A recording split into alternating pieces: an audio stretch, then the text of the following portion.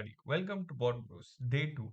Today we will be learning all the else statements and loop statements. In if-else statements, it is nothing but just a conditional check to check if one doesn't work, then we'll go to the else part. And loop condition means repeating one thing multiple times. So without wasting any time, let's just dive into our Jupyter notebook.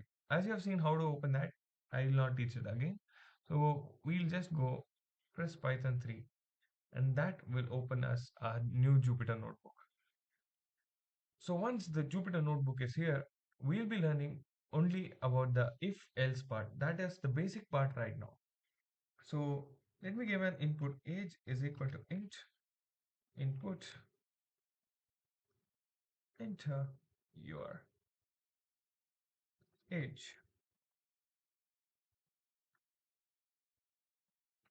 So here this command will take in the age. So as you can see, we just enter 20, will not get anything because I'm not given any output or conditional statements. So now press enter and make sure that if age is greater than 18, remember in if else statement you have to give a colon here. Print you are eligible to vote. Okay, and in the else part, what we'll be doing is copy this and just paste it here telling you are not eligible to vote. So now if I run this, just say my age right now is 20 years. Oh, what was the error? Here we got an extra one. So we'll rerun this again. Let's say 20 years. Yes, you are eligible to vote. If I say I'm 17 years and I run this command, sorry, if I run this command, it'll say that you are not eligible to vote. So this was the basic if else part.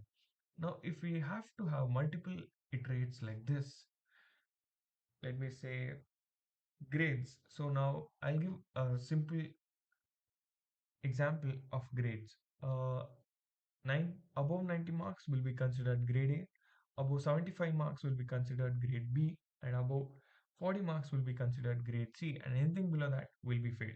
So let's code a simple code of if marks equal to int input,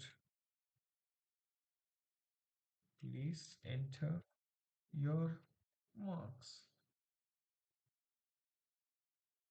And now if marks greater than 90, greater than or equal to 90, then print grade A. Now if I come out of the if and then put elif, this means that if this doesn't work, then go to the next one. Check the next condition. Marks greater than or equal to 75, then print grade B. Again, I'm going to say an elif stating that if marks is greater than or equal to 40, then you say print grade C. If none of the condition matches, we'll just put an else and then say print failed. So now if I run this, it'll ask for your marks. Let us keep a normal example of just 80 and check what will be my grade. It'll be grade B. Okay, I'll rerun this. And now I enter my marks as 42. It is grade C. And if I rerun this and say I just got 19 out of 100, and then I say enter, it will say failed. So this was simple elif part. Now let's get into loops. So what exactly is loop?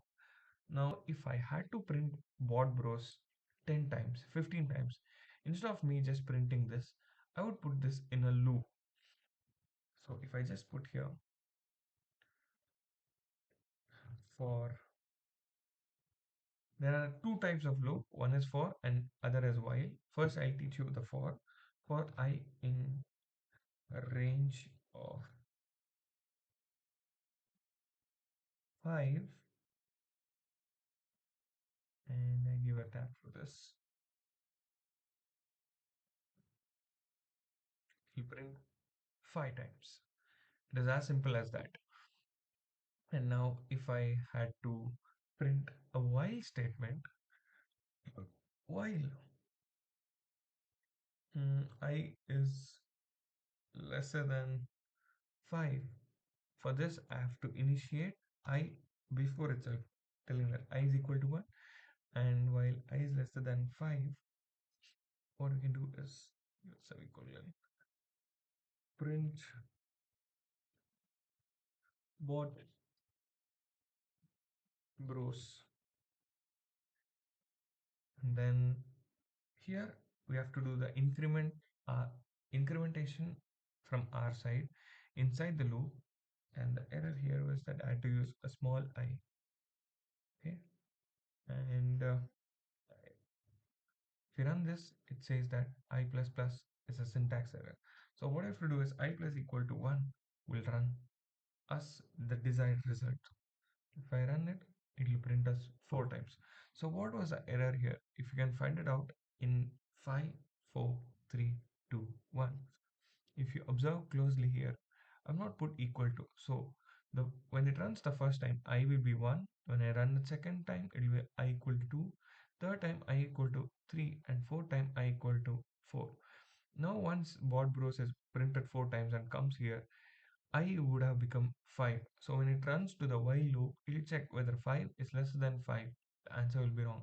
So what we can do there is just put 1 equal to and run this, and voila, you get the 5 times BotBros printed. Now you have learned if elif, loops, and few break statements are there present in the loop. So first break statement is break statement itself. So I use hash break. So what we will be learning in break is that for I equal to 5, let's do for I in range of 10. Okay. Um, let me give, when I becomes 5, let's break the loop and just skip that part and run. Okay. So if I equal to 5, just say break, then print I. So if I run this, what do you think will run? It says an error, missing parenthesis, print of I. So now, as you can see, 0, 1, 2, 3, 4 is up. And once it runs the fourth, it breaks the for and comes out of it. So break statement is used to break a for loop and come out of the for loop. So now initially I will be at 0, 1, 2, 3, 4, and once it becomes 5, it breaks.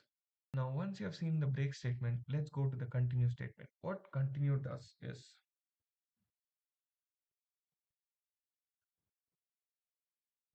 it will skip the particular loop and then rerun the loop. For example, if I say for I in a range of 10, if I equal to 5, then just continue, else print of I. Okay. Now if I run this, it'll run everything except 5 because I've given here continue condition and the condition states that skip the 5 and just continue with the remaining one. So here you can observe in break it just stops the loop and here it just skips the loop. Okay.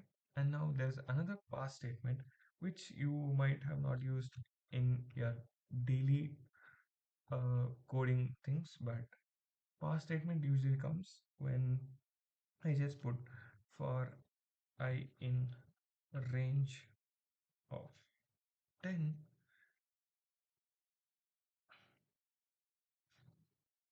if I equal to 2, I would say pass. So what does this exactly do? We'll check that out. Now if I give a print statement here, print of I, if I run this, it runs everything smoothly because pass means just passing it. So right now we have learned if, else, elif, loops. In loop we have for, while, and later to that we have break statements like break, continue, and pass. So now I'm going to give you a challenge.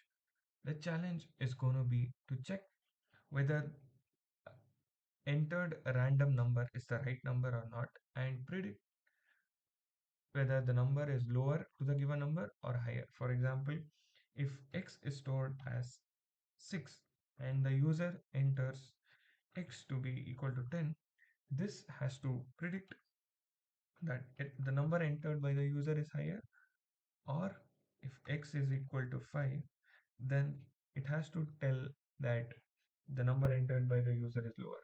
So this is going to be the challenge for the day. We'll meet you in the next video. Until then, peace out.